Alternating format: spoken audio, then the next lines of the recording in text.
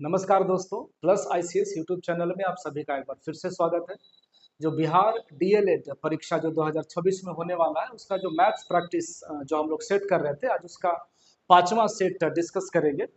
ठीक है, इसके पहले हम लोग 4 सेट प्रैक्टिस ऑलरेडी कर चुके हैं, उसको लगा चुके हैं। अगर आपने भी उसको नहीं देखा है तो एक बार जा करके उसको जरूर देखें, बहुत बेनिफिट होगा।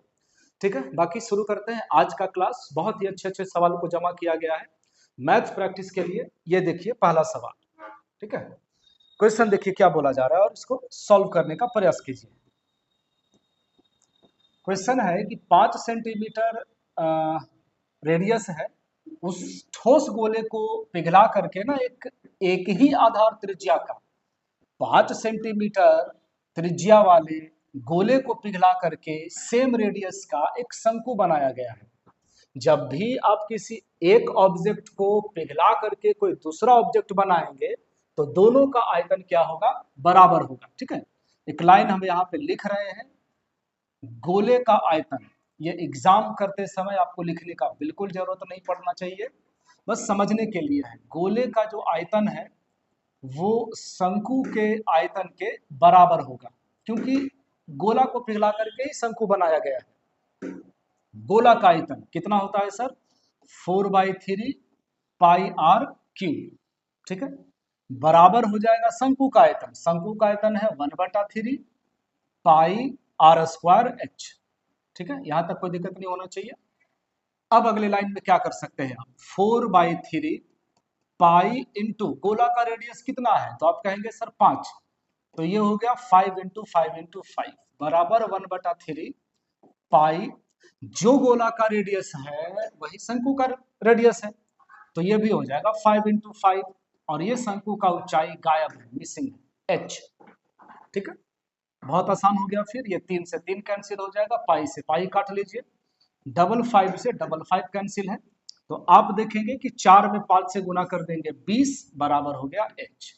ठीक है, तो ऊंचाई जो है उस शंकु की कितनी होगी? 20 सेंटीमीटर होगी। ऑप्शन नंबर फर्स्ट है ये। ठीक है, बस दोनों के आयतन को बराबर करना है आपको, ये ध्यान में रखेंगे आप। आयतन दोनों बराबर कर दीजिए, जो मिस है वो ऑटोमेटिक आ जाएगा।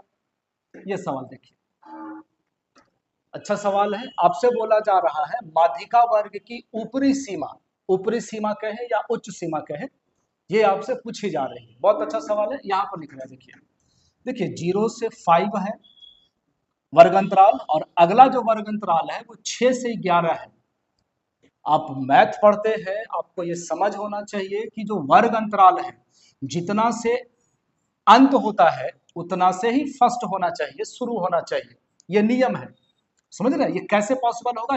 लास्ट में जितना से समाप्त होगा ना, शुरुआत भी उतना से ही होना चाहिए, जबकि ऐसा है नहीं। आप देखिए 0 से 5, फिर 6 से 11 कर दिया। अगला वाला में आप देखिए, अगला लाइन में कितना है, तो आप कहेंगे 12 से 17 है। ऐसा नहीं होता है, जो यहां पर है वही यहां पे होना चाहिए। तो एक उपाय है आपके पास, 0 से ऐसा करिए ना, इस वाले में पहले लास्ट वाले में 0.5 घटा 0.5 जोड़ दिया जाता है। 5 में 0.5 जोड़ देंगे तो कितना हो जाएगा? 5.5। ठीक है, इसमें 0.5 घटा लिया जाता है तो ये कितना हो जाएगा? 6.5। ठीक है, 6.5 से 11, तो 11 में 0.5 जोड़ देंगे तो 11.5 हो जाएगा। 11.5 12 में से घटा लीजिए तो 11.5 हो जाएगा। इसमें 0.5 जोड़ दीजिए, इसमें 0.5 घटा लीजिए, इसमें 0.5 जोड़ दीजिए। ठीक है, फिर वही काम लास्ट में कर लेना है। 23.5 से ये हो जाएगा 29.5। ठीक है, चलिए अगले लाइन में आते हैं। ये है आपका बारंबारता। 13 है सर, 10 है, 18 है, 8 है और 11 है। ये है आपका बारंबारता। आपको अच्छे से पता होना चाहिए कि जब भी हम लोग माध्यिका निकालते हैं तो माध्यिका में आपको संचयी बारंबारता की जरूरत पड़ती है। निकालना पड़ेगा आपको संचयी बारंबारता। कैसे निकलता है? 13 का 13 हो गया, 13 में 10 जोड़ दीजिए 23, 23 में 18 जोड़ दीजिए, कितना हो जाएगा? 8 3 11, 2 1 3 और 1 4, 41। 41 में 8 जोड़ दीजिए 49 हो जाएगा, 49 में 11 जोड़ दीजिए 60 हो जाएगा। ठीक है, कोई दिक्कत नहीं होना चाहिए। हमारा नियम है कि इसको जो बारंबारता है ना उसको पूरा जोड़ दीजिए। आप जोड़ करके देख लीजिए ना, 13 और 10 23, 23 और 18 11 हो जाएगा, 41 हो जाएगा, 41 में 8 जोड़ देंगे 49 और 11 60। इसका लास्ट और इसका टोटल बराबर होता है, ठीक है, नो प्रॉब्लम। n/2 इसको n बराबर बोला जाता है। n बराबर कितना है तो 60 है, तो n/2 का मतलब हो गया 60/2 यानी कि 30, ठीक है 30। 30 से तुरंत बड़ा संचयी बारंबारता 41, 30 से तुरंत बड़ा संचयी बारंबारता 41, 41 का संगत चर मान, ये देखिए पूरा ये पूरा ऐसे 41 के सामने का जो वर्ग अंतराल होगा ना सर, ये होगा आपका माध्यिका वर्ग। अगर आपसे माध्यिका वर्ग पूछा जाता, माध्यिका वर्ग पूछा जाता तो हम क्या बताते, 11.5 से 17.5, समझे। आपसे पूछा जा रहा है ऊपरी सीमा, देख लीजिए माध्यिका वर्ग की ऊपरी सीमा, ये है निम्न सीमा, हाँ, और ये हो जाएगा उच्च सीमा यानी कि ऊपरी सीमा। तो ये आपका आंसर है 17.5। इतना करना पड़ता है, ये प्रोसेस है, तरीका है, आपको निकालना पड़ेगा। ये 0.5 जोड़ के 0.5 घटा के जोड़ के घटा के नियम है ये। उसके बाद फिर बारंबारता से संचयी बारंबारता, उसके बाद देख लीजिए कि 60 के आधा कर देंगे 30, 30 से तुरंत बड़ा संचयी बारंबारता 41, 41 के सामने का जो है ये माध्यिका वर्ग है, ये हो जाएगा उच्च सीमा, ये हो जाएगा निम्न सीमा, ठीक है। चलिए अगले सवाल की ओर आते हैं। किस चक्रवृद्धि ब्याज की दर से 4000 रुपए का चक्रवृद्धि ब्याज 2 साल में 410 रुपए हो जाएगा। देखिए 4000 रुपए मूलधन है, 4000 रुपए मूलधन है और 2 साल में 410 रुपया ब्याज है, 410 रुपया ब्याज है, यानी कि टोटल मिश्रधन हो जाएगा 4410 2 साल में, ठीक है। यह है मूलधन और यह है मिश्रधन, रेशियो निकालिए, अनुपात, ये 0 से 0 कैंसिल है, ठीक है। बहुत आराम से समझिएगा, चूंकि 2 साल का बात है, आपको ये समझ में आना चाहिए। 2 साल का मतलब हो गया वर्गमूल, सीधा आप समझ लीजिए। 2 साल में आप वर्गमूल निकाल दीजिए, 3 साल में आप घनमूल निकाल दीजिए, ठीक है। 400 का वर्गमूल हो जाएगा 20 और 441 का वर्गमूल हो जाएगा 21, यानी कि 1 साल में 20 वाला बढ़ करके क्या हो गया 21 हो गया। यह है मूलधन और यह है मिश्रधन। 20 वाला बढ़कर के 21 हो गया। सर रेट कितना होगा, ब्याज कितना मिला, ब्याज बराबर 1 रुपया। तो रेट का फॉर्मूला हो गया ब्याज गुना में 100 और बटा में क्या, प्रिंसिपल, यह ना फॉर्मूला होता है। 20 वाला 21 हो गया, 1 रुपया का ब्याज मिला है, ब्याज गुने 100 बटा में 20, ये कैंसिल हो जाएगा। तो ये आपका आंसर हो गया 5%। यहाँ है आपका पहला वाला आंसर, ठीक है। चलिए इसी तरीके के सवाल को आपको प्रैक्टिस करना है, एकदम इसी तरीके का मिलेगा सवाल, देखिएगा। एक बेलन का वक्र पृष्ठ क्षेत्रफल दिया हुआ है, डायरेक्ट बनाइए। वक्र पृष्ठ क्षेत्रफल क्या है, वक्र पृष्ठ क्षेत्रफल सर 2 पाई आर एच, बेलन का वक्र पृष्ठ का क्षेत्रफल है 1760, 2 पाई, रेडियस देख लीजिए, आधार की त्रिज्या दी गई है 14 सेंटीमीटर, तो ये हो गया 14, ये हो गया h बराबर में 1760, कोई दिक्कत नहीं है, ये कैंसिल हो गया सर 2 बार में।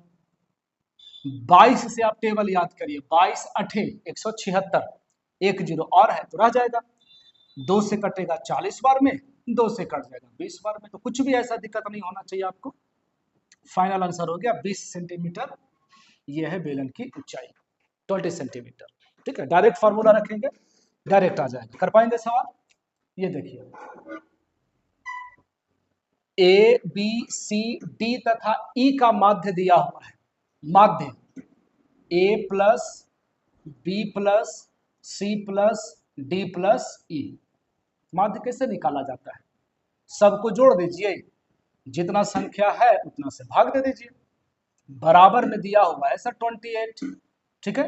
ये जो 5 है बराबर के उधर जाएगा और 28 से मल्टीप्लाई हो जाएगा, यानी ये हो गया 28 पच्चे 140, कोई दिक्कत नहीं है।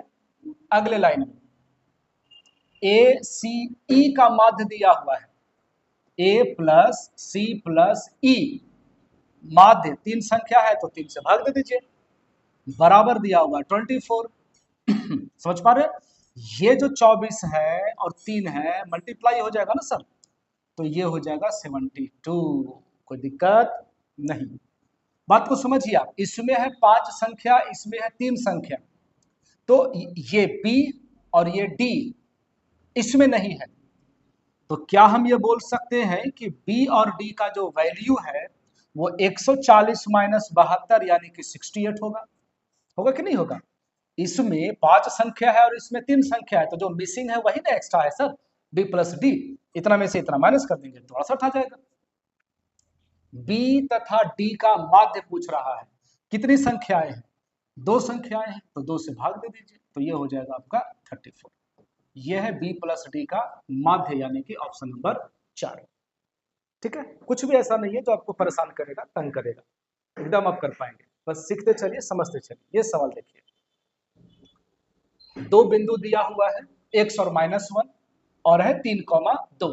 फिर से एक बिंदु यहाँ है सर, x, -1, एक बिंदु यहाँ है 3,2 और इन दोनों बिंदुओं के बीच की दूरी 5 इकाई।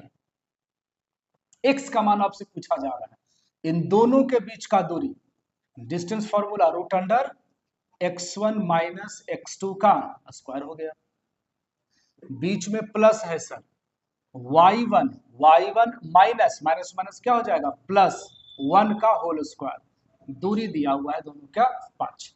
कोई दिक्कत नहीं है, ये पूरा का पूरा रूट उधर डाल दीजिए तो स्क्वायर हो जाएगा, x माइनस 3 का स्क्वायर प्लस ये 3 का स्क्वायर है तो 9 हो जाएगा, है ना, 2 और 1 3, 3 का स्क्वायर 9, बराबर में हो गया सर 25। स्क्वायर उधर जाएगा तो ये रूट उधर जाएगा तो स्क्वायर हो जाएगा, x माइनस 3 का स्क्वायर बराबर ये 9 उधर चला जाएगा तो 16 बचेगा। ठीक है, इस स्क्वायर को आप उधर भेज दीजिए, इसको a माइनस बी के होल स्क्वायर पे तोड़ने की गलती मत करिए, फिर फंसेंगे, लंबा लिफाफा होगा। ये स्क्वायर उधर लेके चले जाइए, x माइनस 3 बराबर रूट अंडर 16, स्क्वायर उधर जाएगा तो रूट चढ़ जाएगा, 16 का वर्गमूल क्या होता है, तो आप कहेंगे सर +-4, यानी कि x माइनस 3 बराबर 4 होगा तो x माइनस 3 बराबर -4 होगा, यही ना संभावना है।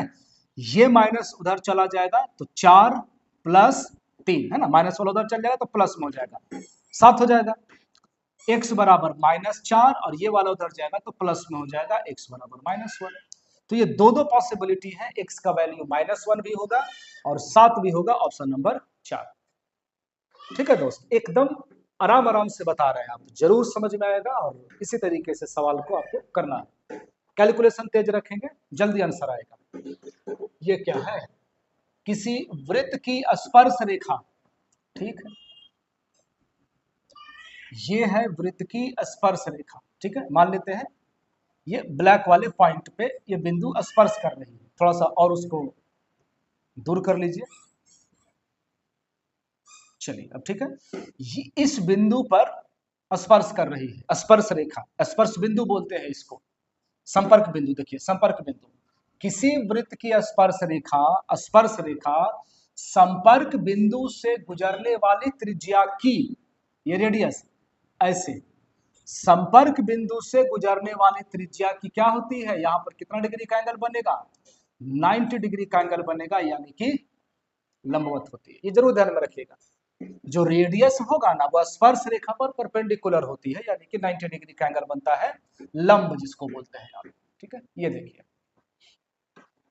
समीकरण दिया हुआ है, आपसे पूछा जा रहा है कि कितना उसका सॉल्यूशन होगा, कितना सॉल्यूशन होगा, पीछे के क्लासेस में आप जरूर देखें, है ना, a/d not equal to b/e, इसका वैल्यू 1 होगा, अगर ये कंडीशन हुआ तो a/d बराबर b/e not equal to c/f, ऐसा कंडीशन हुआ तो एक भी हल नहीं होगा, शून्य हल होगा, और a/d बराबर b/e बराबर c/f अगर हो गया, सब आपस में बराबर हो गया, तो हम कहेंगे कि अनगिनत हल होंगे, बस।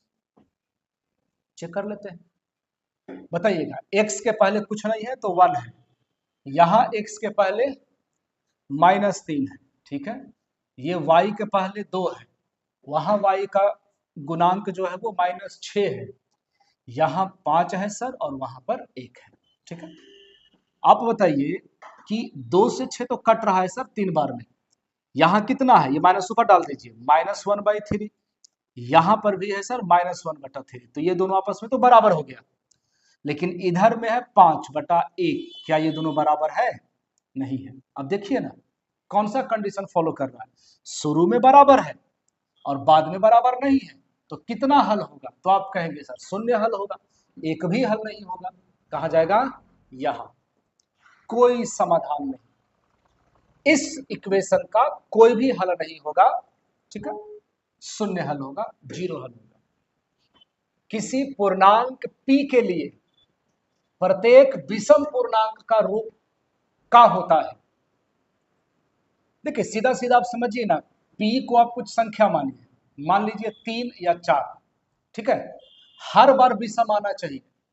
p जो है अगर हम p का वैल्यू 4 मान लेंगे तो विषम संख्या नहीं पॉसिबल है, वो तो सम हो गया सर। अगर हम इसमें एक जोड़ते हैं, हमने p को 3 और 4 दोनों माना हुआ है समझने के लिए, सम संख्या और विषम संख्या दोनों। अब मान लीजिए कि हम p+1 करते हैं तो 3 में एक जोड़ देंगे तो 4 ना हो जाएगा, तो ये कहां से सम संख्या का रूप हुआ? ये तो विषम, उल्टा बोल दिए, ये तो विषम संख्या हुआ नहीं, ये तो सम संख्या हो गया। अगर हम 3 मानते हैं अपने मन से, p+1 यानी 3+1 4, 4 तो सर सम संख्या हो गया ना, हमको तो विषम चाहिए, ठीक है। हर बार कंडीशन फॉलो करना चाहिए। अगर हम p का मान 4 मानते हैं और 4 में से 1 घटा देंगे तो कितना हो जाएगा? 3 हो जाएगा, कोई दिक्कत नहीं है सर, ठीक है, विषम संख्या आ गया ना। लेकिन यदि p का मान 3 है और हम उसमें से 1 घटाते हैं तब तो ये 2 हो जाएगा, ये तो सम संख्या हो गया। हर बार विषम होना चाहिए, हर बार विषम पूर्णांक होना चाहिए, समझ रहे हैं? तो ये भी संभव नहीं है, ये भी पॉसिबल नहीं है। आप ये चेक कर सकते हैं, पहला वाला ऑप्शन देखिए, 2p+1, अगर हम विषम मानते हैं p का मान तो 2p, 3 दूना 6 और 1 7। अगर हम सम संख्या मानते हैं तो 4 दूनी 8 और 1 9, हर बार विषम संख्या आएगा। तो ये आपको समझना होगा कि p को पूर्णांक लाने के लिए उसको 2p+1 के रूप में लिखा जा सकता है, ठीक है। ये सवाल है आपका, ऐसे करना होगा। देखिए तो संख्या ये दिया हुआ है 8 से पूरी तरह डिविजिबल है। पहले हम संख्या लिखते हैं, 9 1 8 7 6 y और 2। देखिए 8 से कटने का मतलब है कि किसी भी डिजिट का, मतलब संख्या का लास्ट का जो 3 डिजिट है ना वो कटना चाहिए। ये सिर्फ हमको 6y2 पर विचार करना है, 6y2 ये जो है ना वो 8 से कटेगा तो ये पूरा का पूरा संख्या 8 से कटेगा। बात समझ में आ रही है? फिर से 8 से कटने के लिए लास्ट का 3 डिजिट चेक किया जाता है, 4 से कटने के लिए लास्ट का 2 डिजिट चेक किया जाता है। अब हम y का वैल्यू रखेंगे थोड़ा बारी बारी से। मान लीजिए हम y के जगह पर 2 रखते हैं तो ये तो हो जाएगा इतना 622, 8 से भागा दीजिए आप, 8 सते 56, कितना बचेगा? आप कहेंगे सर 6 बचेगा, ऊपर से उतारेंगे 2, क्या ये 8 से डिविजिबल है पूरा पूरा? नहीं कट रहा है, यानी कि ये 8 से नहीं कटेगा, हटा रहे हैं इसको, ठीक है। तो ये तो फेल हो गया, ये नहीं पॉसिबल है। 642 देख लीजिए, 8 से भागा दीजिएगा, 8 8 64, बाकी तो 2 शेष बच गया ना सर, तो ये भी नहीं कटेगा पूरा पूरा, तो दूसरा ऑप्शन भी फेल हो गया, ठीक है। 3 रख के देख लीजिए, 6 3 और 2, 8 से भाग दे रहे हैं, 8 9 72, ठीक है, 8 9 72, 8 से लग ही नहीं रहा है, 8 सत्ते 56, कितना बच गया? 7, ऊपर से उतरेगा 2, ये हो गया 8 9 72, कट गया ना सर पूरा पूरा। समझ में आ रही है? जब हमने y का वैल्यू 3 रखा तो लास्ट का 3 डिजिट पूरा पूरा कट गया, इसका मतलब है कि y का वैल्यू कितना होगा? तो 3 होगा। वही आपसे पूछा जा रहा है कि y के स्थान पर सबसे छोटी पूर्ण संख्या क्या होगी, तो आप कहेंगे सर 3, ठीक है। चलिए ये सवाल देखा जाए, बहुत अच्छा क्वेश्चन है, बहुत सुंदर। दो संख्याओं के बीच का अंतर दिया हुआ है 1365। ठीक है, दो संख्याओं के बीच का अंतर समझिएगा। हमने बड़ी संख्या को x माना, छोटी संख्या को y माना। x माइनस वाई बराबर दिया हुआ है 1365। ठीक है, दो संख्याओं का अंतर हो गया 1365। सवाल में दिया हुआ है, हमने लिख दिया। इधर आइए, थोड़ा इधर आइए। बड़ी संख्या को, बड़ी संख्या x है, बड़ी संख्या को छोटी संख्या से विभाजित करने पर, यानी कि y से जब हम भाग देते हैं तो भागफल 6 और शेषफल यहाँ 15 बचता है। ठीक है, क्या आप ये जानते हैं इसको हम लोग क्या बोलते हैं? इसको बोलते हैं भाजक, है ना, इसको बोलते हैं भागफल, और इसको बोलते हैं शेषफल, और इसको बोलते हैं भाज्य। तो आपको ये पता है कि भाज्य बराबर भाजक गुना में भागफल प्लस में शेषफल, यानी x बराबर 6y प्लस 15 होगा सर। तो अगर हम ये 6y को अंदर ले आते हैं तो ये हो जाएगा x माइनस 6y, होगा कि नहीं? 6y अंदर आ गया, बराबर में कितना हो गया? 15। क्लियर है? आपसे पूछा जा रहा है छोटी संख्या, छोटी संख्या कौन सी है, यानी कि y का वैल्यू पूछा जा रहा है। x को बराबर करके एलिमिनेट कर लीजिए, x को हटा दीजिए, x तो पहले से बराबर है, साइन चेंज कर दीजिए, माइनस प्लस और ये माइनस हो गया, तो ये तो कट गया सर, एक माइनस में है और एक प्लस में है, तो घट करके आ जाएगा 5y। 1365 में से 15 जाएगा तो ये बचेगा 1350, ये कट जाएगा, 27 बचे 135, यानी कि y बराबर हो गया 270, ऑप्शन नंबर 3। ठीक है, बस इतना ही सब चीज आपको सीखना है।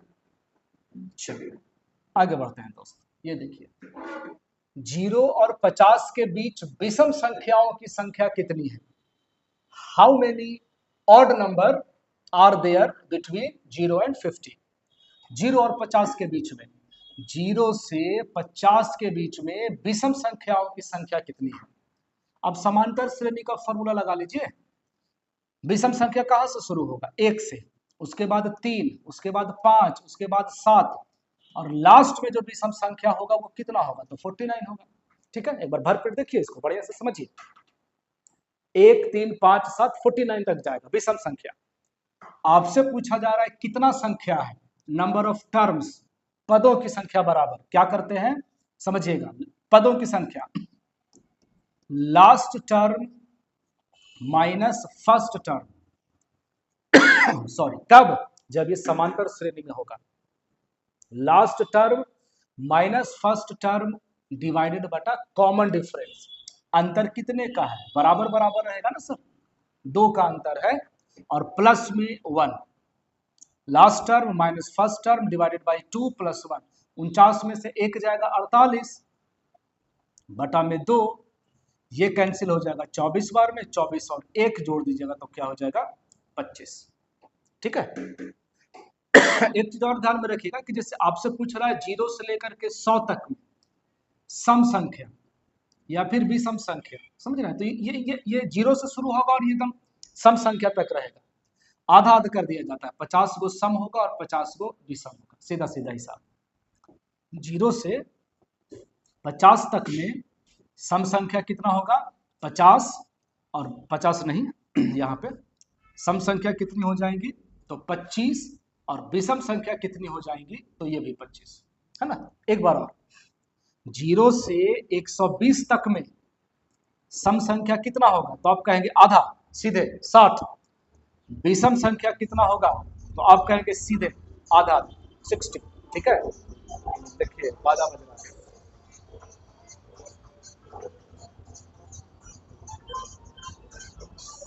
चलिए ये सवाल देखिए, ये सवाल देखिए, बहुत अच्छा क्वेश्चन है, यहां सॉल्व कर रहे हैं।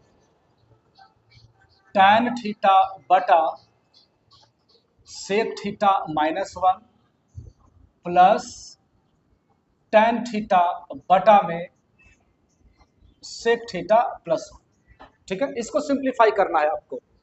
क्या दिमाग दौड़ रहा है? आप बोलेंगे सर कुछ नहीं समझ में आ रहा है, एलसीएम तो ले ही सकते हैं, sec theta minus 1 into sec theta plus 1। ठीक है, कोई दिक्कत नहीं है। जब आप डिवाइड करने बैठेंगे तो ये माइनस वाला तो कैंसिल हो जाएगा, बचेगा प्लस वाला, तो गुना कर दीजिए ना। tan थीटा में गुना हो जाएगा तो ये हो जाएगा tan theta into sec theta plus tan theta में 1 से गुना होकर के ये हो जाएगा tan थीटा। ठीक है, इधर प्लस हो गया, अब में भाग देंगे तो ये पूरा कैंसिल हो जाएगा, इतना में गुना करेंगे इतना से, tan इंटू सेक हो जाएगा, tan theta into sec theta. ठीक है, माइनस में tan थीटा। एक बेनिफिट यहां पर हो गया कि tan थीटा से tan थीटा कैंसिल है।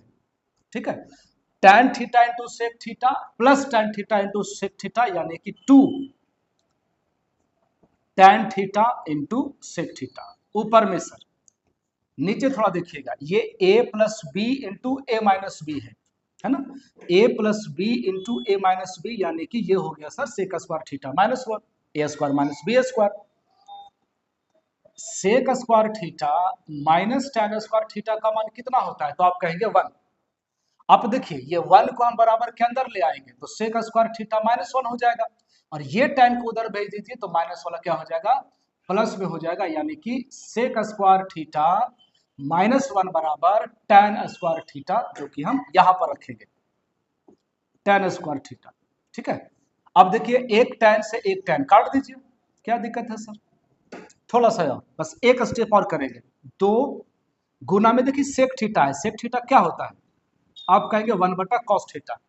ठीक है, बटा में देखिए tan बचा, tan से tan कट गया, tan बचा है, tan को आप क्या लिखते हैं, साइन बाई कॉस।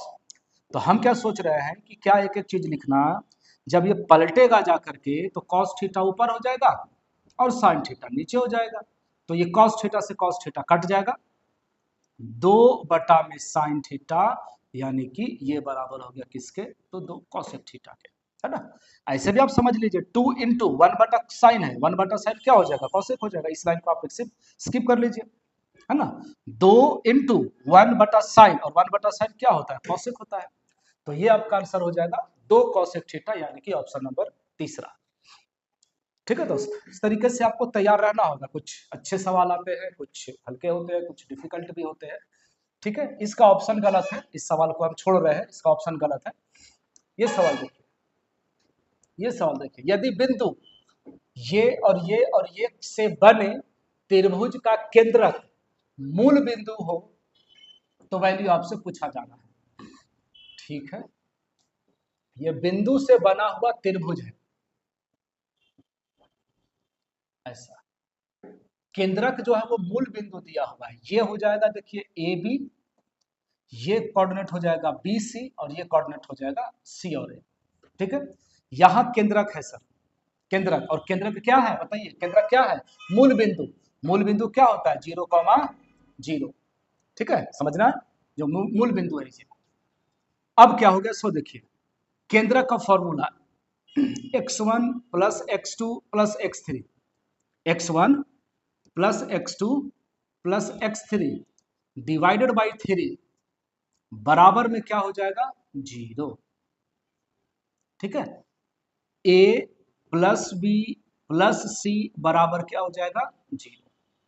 ठीक है, a plus B plus C बराबर 0 है। आपको ये अलजेब्रा में बात पता होगा कि यदि a plus B plus C बराबर 0 होता है ना, तो a cube plus B cube plus C cube का वैल्यू 3abc होता है कि नहीं होता है। यदि a plus B plus C बराबर 0 होगा सर तो इतना बराबर 3abc, और यही आपसे पूछा जा रहा है, a plus B plus C बराबर 0 तो हो ही गया है, a cube plus B cube plus C cube बराबर क्या हो जाएगा, 3abc, यानी कि ऑप्शन नंबर 3, है ना। इसको बोलते हैं कोऑर्डिनेट और अलजेब्रा दोनों मिला दिया इसमें, एक ही सवाल में दोनों चीज चेक कर लिया आपसे। एक समबाहु त्रिभुज का क्षेत्रफल दिया हुआ है, समबाहु त्रिभुज का क्षेत्रफल, फिगर बनाने आने का कोई जरूरत होना नहीं चाहिए आपको एग्जाम में। ये समबाहु त्रिभुज मान लीजिए, तीनों भुजाएं आपस में बराबर होती है, इसका क्षेत्रफल दिया हुआ है। समबाहु त्रिभुज का क्षेत्रफल याद है, नहीं याद है तो आज के बाद याद कर लीजिएगा, √3/4 इंटू भुजा स्क्वायर, ठीक है, साइड स्क्वायर, ये फॉर्मूला है सर समबाहु त्रिभुज का इक्विलैटरल ट्राइंगल का एरिया, √3/4 इंटू साइड स्क्वायर बराबर दिया हुआ है 4√3, है कि नहीं।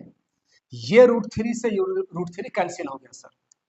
साइड का स्क्वायर बराबर 4 में 4 से गुना कर देंगे तो 16 हो जाएगा, और जब यह स्क्वायर उधर जाएगा तो वर्गमूल निकल जाएगा, 16 का वर्गमूल 4 हो जाएगा, यानी भुजा कितना निकला 4। जब भुजा 4 है तो ये वाला भी 4 होगा, ये वाला भी 4 होगा, ये वाला भी 4 होगा। समबाहु त्रिभुज है, समबाहु त्रिभुज में तीनों का तीनों भुजा बराबर होता है ना।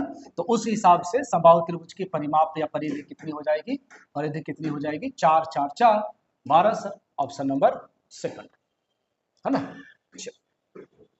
आगे आते हैं, ये सवाल देखिए, चक्रवृद्धि ब्याज पर जमा की गई 12,000 रुपए की धनराशि 5 वर्षों में दोगुनी हो जाती है ना। 5 वर्ष में डबल हो जाता है, यहां पर लिख रहे हैं देखिएगा, 5 वर्ष में दोगुनी हो जाती है। हमने पैसे को 20 साल के लिए छोड़ा है, 20 साल के लिए, कितना साल के लिए 20 साल के लिए। तो हमको देखिए जितना से मल्टीप्लाई करना पड़ता है, 5 साल था ना सर, 5 साल में 2 गुना हो गया, तो 20 साल में, तो 5 को 20 बनाने के लिए 4 से गुना करना पड़ा। जितना हमने इधर गुना किया है ना, उधर उतना ही इधर ऐसे पावर आता है, ये चीज आपको सीखना होगा। 2 पर पावर 4, चूंकि 4 से गुना किए थे, तो 2 पर पावर 4 यानी 2 दूना 4 दूना 8 दूना 16 हो गया। तो पैसा कितना गुना हो जाएगा, तो आप कहेंगे 16 गुना हो जाएगा। ठीक है, गुना कौन सा सही होगा, चलिए यही लिख देते हैं, 16 गुना हो जाएगा। अब 12,000 रुपया आपने इन्वेस्ट किया है, 12,000, 20 साल के बाद ये पैसा कितना गुना हो जाएगा, 16 गुना, है ना। 12 में 16 से गुना करेंगे 192 होगा, और उतना पर ये 3 जीरो हो गया, यानी 12,000 रुपए इस कंडीशन के हिसाब से 20 साल के बाद 16 गुना यानी कि 1,92,000 रुपए हो जाएगा। ऑप्शन नंबर तीसरा वाला हो जाएगा। ठीक है, ये ध्यान में रखिएगा बस, ये चीज बहुत इंपॉर्टेंट है। ये देखिए तो 21 छात्रों का माध्य भार 21 केजी हो, 21 छात्र है, 21 छात्रों का माध्य भार 21 है, तो टोटल कितना हो जाएगा 441 केजी। ये बात आप समझ पा रहे हैं कि नहीं। 21 छात्रों का माध्य दिया हुआ है 21, तो टोटल निकालने के लिए ये नंबर ऑफ स्टूडेंट और जो ये भार होता है दोनों को गुना कर दिया जाता है, तो 21 में 21 से गुना कर देंगे तो 441 हो जाएगा। ठीक है, उसमें से एक 21 केजी भार वाला छात्र को हटा दीजिए, 21 किलो वाला हटा दीजिए, आप 21 किलो वाला हटा दीजिए तो कितना हो जाएगा, आप कहेंगे 420 केजी बचेगा सर। विद्यार्थी कितना हो गया, 21 विद्यार्थी था, आप एक को हटा दिए, जाओ जाओ जाओ छुट्टी, तो कितना स्टूडेंट बचेगा, 20 स्टूडेंट बचेगा। टोटल वजन है 420 केजी एंड टोटल स्टूडेंट्स है 20, तो आप डिवाइड करेंगे, 1 0 से 0 कटेगा, 21 दूना 42, है ना। माध्य कितना हो जाएगा 21 हो जाएगा। देख लीजिए, छात्र को हटाने पर बने समूह का माध्य भार ज्ञात करें तो कितना हो जाएगा 21 केजी हो जाएगा, सेम रह जाएगा आंसर, ऑप्शन नंबर सेकंड है ये। ठीक है, चलिए ये देखिएगा, 2 बेलनों की त्रिज्याएं यहां पर लिख रहे हैं, रेडियस का अनुपात दिया हुआ है 2:3। पहले बेलन का त्रिज्या 2 है, दूसरे बेलन की त्रिज्या 3 है, दोनों त्रिज्या है। ऊंचाई उधर दिया हुआ है, ऊंचाई दिया हुआ है 5:3, यानी पहले वाले बेलन का हाइट 5 है, दूसरे वाले का 3 है। आयतन का अनुपात बताइए, आप बताइए क्या होता है फॉर्मूला बेलन का आयतन, आप कहेंगे πr²h, है ना। पाई को इग्नोर करिए, पाई को इग्नोर करिए, r²h, रेडियस कितना बार 2 बार, r²h, पहला वाला का h यहाँ, ऊंचाई यहाँ है सर, रेशियो दूसरा वाला बेलन का r² 3 गुने 3, और दूसरा वाला का ऊंचाई कितना है तो 3 है। समझ पा रहे बात को, पहला वाला का रेडियस, पहला वाला का हाइट, दूसरा वाला का रेडियस, दूसरा वाला का हाइट, r² होना चाहिए तो 2 दूना 4 हो जाएगा, 4 5 20, 3 तिया 9, 9 तिया 27, है ना, 2 दूना 4 5 20, रेशियो 3 तिया 9 तिया 27। तो ये आपका आंसर हो जाएगा, बेलन के आयतनों का अनुपात हो जाएगा 20:27। आप इसको ना कर दें जल्दबाजी में, गलत हो जाएगा वो। चलिए एक सवाल और है, इसको थोड़ा देख लीजिए। यदि 60 डिग्री के कोण पर झुकी हुई 2 स्पर्श रेखाएं 60 डिग्री के कोण पर झुकी हुई है, कुछ इस तरीके से, मान लीजिए ये एक स्पर्श रेखा है और ये एक स्पर्श रेखा है, समझ रहे हैं। यहां पर ये जो एंगल बना है, ये जो एंगल बना है ना, ये 60 डिग्री है, ये वाला, 3 सेंटीमीटर त्रिज्या वाले वृत्त पर खींची जाती है। ठीक है, ये वृत्त का रेडियस हो गया, सेंटर हो गया, ये है वृत्त का रेडियस और ये है वृत्त का रेडियस, दोनों 3-3 सेंटीमीटर। ठीक है, 3-3 सेंटीमीटर। प्रत्येक स्पर्श रेखा की लंबाई बराबर होती है। प्रत्येक स्पर्श रेखा की लंबाई आपसे पूछी जा रही है। देखिए हम तो बोलते हैं ना कि आप यहां से सीधा ऐसे ड्रॉ कर लीजिए, ऐसे सीधा, ये हाफ हो जाएगा, पहले 60 डिग्री था 30 डिग्री हो जाएगा। ठीक है, जितना ये लंबाई होगा ना उतना ही ये लंबाई होगा, दोनों स्पर्श रेखा बराबर होता है। अभी हम लोग बात किए थे कि ये जो स्पर्श रेखा, सॉरी जो त्रिज्या है, ये जो त्रिज्या है वो स्पर्श रेखा पर समकोण बनाती है, यानी कि ये वाला जो एंगल होगा ना सर वो 90 डिग्री होगा। ठीक है, 90 डिग्री के सामने क्या होता है, 90 डिग्री के सामने क्या होता है, आप कहेंगे एच। हमको एच से मतलब ही नहीं है, हमको इस लाइन से कोई मतलब नहीं है सर। हमको तो 30 डिग्री के सामने हमेशा, जिस एंगल से हम लोग काम करते हैं उसके सामने हमेशा P होता है, और ये तो H हो गया, कभी नहीं बदलता है, 90 डिग्री के सामने हमेशा H होता है। ये बच गया आपका कितना, तो B। ठीक है, P और B, P का वैल्यू दिया हुआ है और B का वैल्यू निकालना है, स्पर्श रेखा का वैल्यू आपसे पूछा जा रहा है। ठीक है, तो P और B किस में आप काम करेंगे, आप कहेंगे सर tan 30 डिग्री लगा देते हैं, फिर tan 30 P बटा B होगा कि नहीं।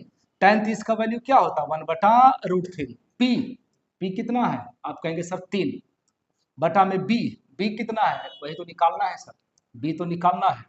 तो जब आप यहां से क्रॉस करेंगे तो B बराबर हो जाएगा 3√3 सेंटीमीटर, यानी स्पर्श रेखा की लंबाई 3√3 सेंटीमीटर, ऑप्शन नंबर चौथा। ठीक है, इस तरीके से आप ज्योमेट्री का कॉन्सेप्ट लगा करके आप आराम से बना सकते हैं। ऑप्शन नंबर 4 हो गया। ठीक है बॉस, तो उम्मीद करते हैं कि आपको आज का सेशन अच्छा लगा होगा, बहुत कुछ चीजें आपको समझ में आई होंगी। ठीक है, इसी तरीके से लगातार पढ़ते रहिए, ख्याल रखिए, बाकी मिलते हैं अगले वीडियो में, तब तक के लिए बहुत बहुत धन्यवाद, थैंक यू।